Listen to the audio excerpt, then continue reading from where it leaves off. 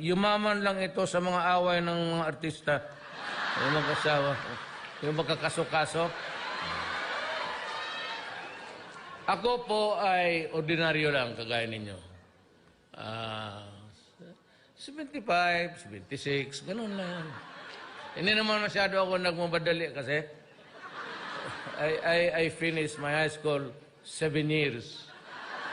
Sabi ng nanay ko, Rodrigo, matapos ka kaya? Sabi ko, wala man tayong pagmadalaan dito sa buhay na to. Sige lang, bilyar. Minsan nahuli pa ako ng nanay ko, yung talagang takot, pinalo sa ganon-ganon, Kaya yung nanay ko, kung buhay ngayon, idemanda ko ng child abuse. Talaga.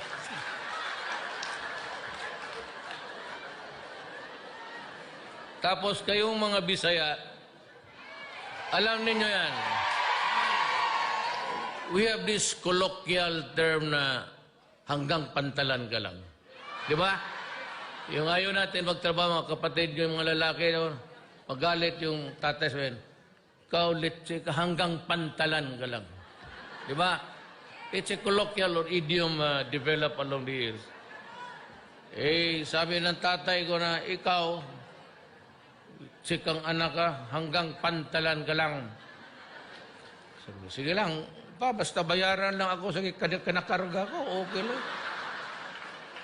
Pero sa totoo lang itong lahat na nakarito mga artugadi, ito bilyonaryo na to. Huwag sabihin magnakaw pa ito. Bilyonaryo ito. College of Law pa kami. CEO na yan ng Delgado. Shipping. Puro mayayaman. Yasay he's a professor sa Western Side sa Hawaii University. Pero sa awa ng Diyos, ito, trabante ko ito lahat.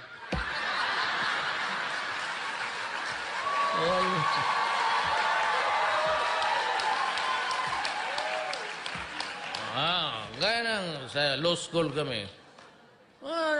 Classroom kami naman doon sa College of Law, magtinginan lang sa mata. Kaya kung mag-aral ka noon ng libro, ganoon ka talaga. Kasi oras ka gumanon ka, tapos karap mo yung mga ulol na... Sige. Wala na. Pagdating ng 5:30, tuloy na lang natin. Sa awa ng Diyos, okay ako, 4 years. Ganun lang ang buhay. So, then, para inspirasyon, not really because ayaw ko kasi yung, meron gusto ako sabihin, pero it's, I do not want to, sabihin ko na lang. Pero hatiin ko. Mas komportable ako dito sa Japan.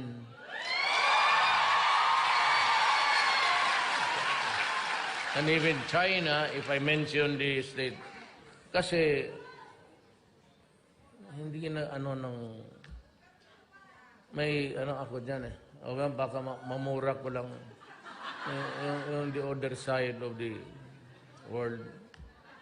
Hindi magandang tratamento nila sa mga kababayan ko.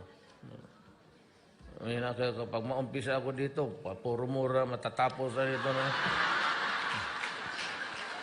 So, we have to improve on the economy because that is the only, yan lang ang paraan. That's the only way really to na balang araw na hindi mo na kailangan bumalik pa dito. At least kung magbalik-balik ka dito, bakasyon ka na lang. Hindi na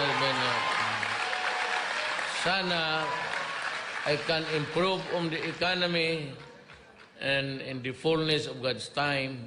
Alam mo, ang pinaka maano sa atin is isang Japan. Japan talaga ang pinakamalaking tulong natin. Airport, yung mga roads natin, It's about 6 billion yung kanilang nakaprogram. 6 billion, you times it by 14, 48, 47. That's trillion. Grabe ang tulong nila ng I don't know, but Japan is very attached to us. And for the fact that they are really so very kind. Wala akong maano sa Japanese people except. So in return, kaya tayo ng mga Pilipino, pag napunta sila doon, gusto ko nga iyang protektado sila. Ayaw. Ngayon po, pwede ka nang lumabas. Kasi ang ayaw ko, lalo na yung iba, is nagtatrabaho kayo dito, nagpapakamatay kayo sa pagod para kumita lang. Pagdating doon, padala ninyo yung pera ninyo, either gamitin ng isang ulol at i-hold up yung mga, yung student, i-hold up. Yan ang ayaw ko. Kaya yan kasi ang hindi ko talaga matanggap. Kaya sa Davao, ikaw mag-rape ka ng 1-year-old, mag-rape ka ng 18 months old. Wala na tayong pinag-usapan dyan. Okay, yung taga Davao. Pagka ganon ang estilo mo sa buhay mo, caution flies. So, gusto ko nga ibalik, ganito yan eh. Para maintindihan ng mga putang ina. Pero walang putang, itong pare, pero hindi sila kasali sa putang ina. Alam mo, hindi naintindihan nila. Sabi nila, Duterte, may death penalty noon. Wala man nangyari. Ganon rin. Bakit mo gustong ibalik? Ulol. Hindi ka naman tarantado. Hindi ako ang presidente noon. Kasi kung ako ang presidente noon, wala tayong pinag-uusapan dito. Kasi wala daw nangyari. Mayroong death penalty. Ginagamit yung utak. Ilagay mo ngayon yan. Sabi nila, hindi na. Kasi marami na ngayon. Sa kulungan, 1,000. Hindi, mag-ihaw tayo mga 5 araw-araw.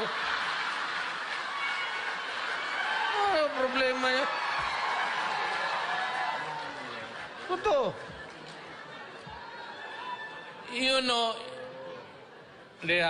Ganito yan. I will end because mayroon pang akong maraming... Kasi kakahiya naman, pahintayin sila. Ganito na lang. Kalimutan mo na yung Universal Declaration of Human Rights. Kalimutan mo na yung batas natin. Let's just, yung pinanganak ka sa mundong ito. Tapos, trabaho ka. Pamilya mo, grade 1 pa lang, alam ko tatay ko noon, mag-loan. Ang nanay ko, to her retirement days, hindi dying days, maghihiram pa yun ng 5-6. Lahat ng pulis, maestra ngayon, pati army, naghihiram 5-6. Tapos, maubos na yung pera ko, halos hindi ako kakain. Tapos, i-rape mo kasi drug addict ka, siraulo ka, patayin mo. Tanungin kita, gusto mong mabuhay? What gave you the right to rape and kill my daughter?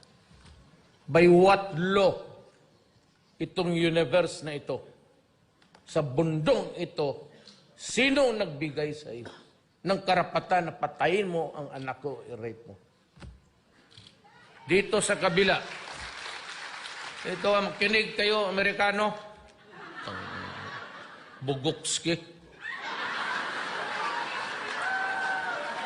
Ito dito. Anong kasalanan ko sa iyo? Kayong mga gangster, kayong nasa Pilipino, kinig yung mga putang ina ninyo, kinig kayo mabuti. Kaya kayo namamatay, ganito. Anong kasalanan ng Pilipino? Anong kasalanan ng mag-asawa sa iyo na magluto ka ng shabu at ipakain mo sa mga anak namin? But what right in this universe to do that? Huwag na tayo mag-isip ng batas-batas. Sagutin mo lang ako. By what right? Anong kasalanan namin at bakit gawin mo yan sa amin?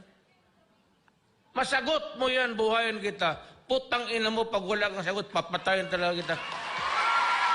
Nabubwisit na ako eh. Ano lang, sagot na. Huwag na yung batas. Sagot mo ang batas, makukulong ka o mamatay ka. Just answer me the question. Who gave you the right to destroy the life of my daughter, raping her, after ravishing her, killing her?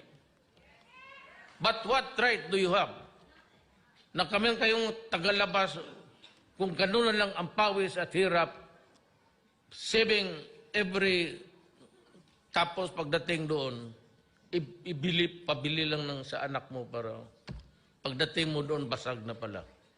And you know what? Dysfunctional na nga eh. Nandito kayo, may maiwan mga anak. Mabuti na lang kung dala mo. It is by itself a dysfunction already, to be frank with you. Wala na nga ang nanay, tatay, o yung mga sailors. Tapos, lagyan mo pa nando, it becomes really a total dysfunctional family. Magnakaw ito, hindi na mag-aral. So, hindi ninyo na, you simply overlook the things in life. My American friends, we stick to the fundamental issues about human life. You want to protect, we do not want whoever wants to kill people. You cannot build a nation over the bones of the criminals, if that is what you want to hear. But then, I have to do something by the sheer magnitude of 4 million. Instead of helping me, you are criticized. You chastise me publicly, insulting, because as a matter of fact, every time you mention about human rights violation, there's always a few words added, and that is the assistance. You can have it. It's all yours. We will survive. I'm sure I would be a villain to... Ngayon lang, maybe at this time, not all Filipinos would took too kindly about my stand. But in the years to come, in the next generation, they would know that there is such a thing in this world as the dignity of the Filipino people. Maraming salamat po.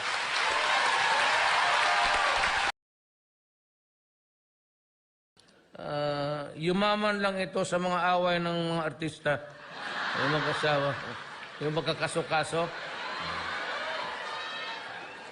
Ako po ay ordinaryo lang, kagaya ninyo. 75, 76, ganun na yan. Hindi naman masyado ako nagmamadali kasi I finished my high school 7 years. Sabi ng nanay ko, Rodrigo, matapos ka kaya? Sabi ko, wala man tayong pagmadalaan dito sa buhay na to. Sige lang, bilyar. Minsan nahuli pa ako ng nanay ko, yung talagang takot, binalo sa... Ganon-ganon, pak! Kaya yung nanay ko, kung buhay ngayon, idemanda ko ng child abuse. Talaga...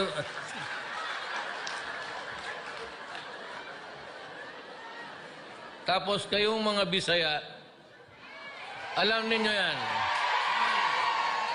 We have this colloquial term na hanggang pantalan ka lang. Di ba? Yung ayaw natin magtrabaho, mga kapatid, yung mga lalaki, magalit yung tatay sabihin, kaulit ka, hanggang pantalan ka lang. Di ba? It's a colloquial or idiom developed along the years. Sabi ng tatay ko na, ikaw, sikang anak ka, hanggang pantalan ka lang. Sige lang, basta bayaran lang ako sa kanakarga ko, okay lang. Pero sa totoo lang ha, itong lahat na nakarito mga Artugadi, ito bilyonaryo na to. Huwag sabihin magnakaw pa ito. Bilyonaryo ito. College of Law pa kami. CEO na yan ng Delgado Shipping. Puro mayayaman, yasay sa pinag-usapan dyan. Okay, yung taga Davao. Pagka ganon ang estilo mo sa buhay mo, caution flies. So, gusto ko nga ibalik, ganito yan eh. Para maintindihan ng mga putang ina. Pero walang putang, itong pare, pero hindi sila kasali sa putang ina. Alam mo, hindi naintindihan nila. Sabi nila, Duterte, may death penalty noon. Wala man nangyari. Ganon rin. Bakit mo gustong ibalik? Ulol. Hindi ka naman tarantado. Hindi ako ang presidente noon. Kasi kung ako ang presidente noon, wala tayong pinag-uusapan dito. Kasi wala daw nangyari. Mayroong death penalty. Ginagamit yung utak. Ilagay mo ngayon yan. Sabi nila, hindi na. Kasi marami na ngayon. Sa kulungan, 1,000. Hindi, mag-ihaw tayo mga 5 araw-araw. Problema yan. Totoo. You know, ganito yan. I will end because mayroon pang akong maraming... Kasi kakahiya naman, pahintayin sila. Ganito na lang.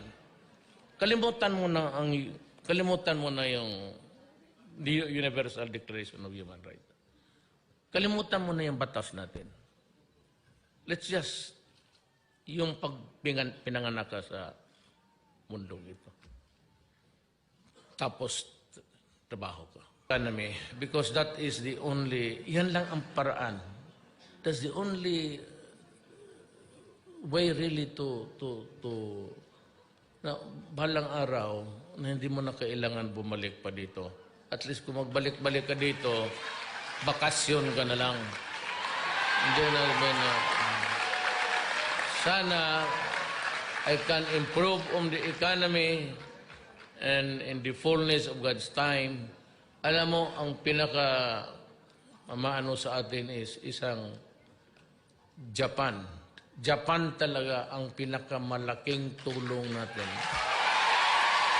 Airport, yung mga roads natin, it's about 6 billion yung kanilang nakaprogram. 6 billion, you times it by 48, 47. That's trillion. Grabe ang tulong nila ng I don't know, but Japan is very attached to us. And for the fact that they are really so very kind. Wala akong sa Japanese people except. So in return, kaya tayo namang Pilipino, pag napunta sila doon, gusto ko nga iyang protektado sila. Ayaw. Ngayon po, pwede ka nang lumabas. Kasi ang ayaw ko, lalo na yung iba, is nagtatrabaho kayo dito, nagpapakamatay kayo sa pagod para kumita lang. Pagdating doon, padala ninyo yung pera ninyo, either gamitin ng isang ulol at i-hold up yung mga, yung student, i-hold up. Yan ang ayaw ko. Kaya yan kasi ang hindi ko talaga matanggap. Kaya sa Davao, ikaw mag-rape ka ng 1-year-old, mag-rape ka ng 18 months old. Wala na time. Pamilya mo, grade 1 pa lang. Alam ko, tatay ko noon, mag-loan. Ang nanay ko, to her retirement days, hindi dying days, maghihiram pa yun ng 5-6. Lahat ng pulis, maestra ngayon. pati army, nagkikiro. 5-6. Tapos, maubos na yung pera ko. Halos hindi ako kakain. Tapos, i-rape mo kasi drug addict ka, siraulo ka, patayin mo. Tanungin kita, gusto mong mabuhay? What gave you the right to rape and kill my daughter? By what law itong universe na ito, sa bundong ito, sino nagbigay sa iyo ng karapatan na patayin mo ang anak ko, i-rape mo? Dito sa kabila, ito ang makinig kayo, Amerikano, Bugokski. Ito dito. Anong kasalanan ko sa iyo? Kayong mga gangster, kayong nasa Pilipino nakinig, yung mga putang ina ninyo, kinig kayo mabuti. Kaya kayo namamatay, ganito. Anong kasalanan ng Pilipino? Anong kasalanan ng mag-asawa sa iyo na magluto ka ng siyabo at ipakain mo sa mga anak namin? But what right in this universe have to do that? Huwag na tayo mag-isip ng batas-batas. Sagutin mo lang ako. By what right? Anong kasalanan namin at bakit gawin mo yan sa amin? Masagot mo yan, buhayin kita. Putang ina mo pag... He is a professor sa Western Side sa Hawaii University. Pero sa awa ng Diyos, ito trabante ko ito lahat.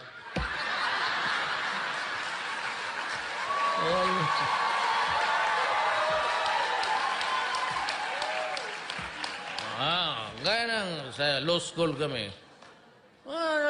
Classroom kami naman doon sa College of Law, magtinginan lang sa mata. Kaya kung mag-aral ka noon ng libro, ganoon ka talaga. Kasi oras ka gumanon ka, tapos karap mo yung mga ulol na... Sige. Wala na. Pagdating ng 5:30, tuloy na lang natin. Sa awa ng Diyos, okay ako, 4 years. Ganun lang ang buhay. So, then, para inspirasyon. Not really because na, ayaw ko kasi yung, meron gusto ako sabihin, pero it's, I do not want to, sabihin ko na lang. Pero hatiin ko. Mas komportable ako dito sa Japan.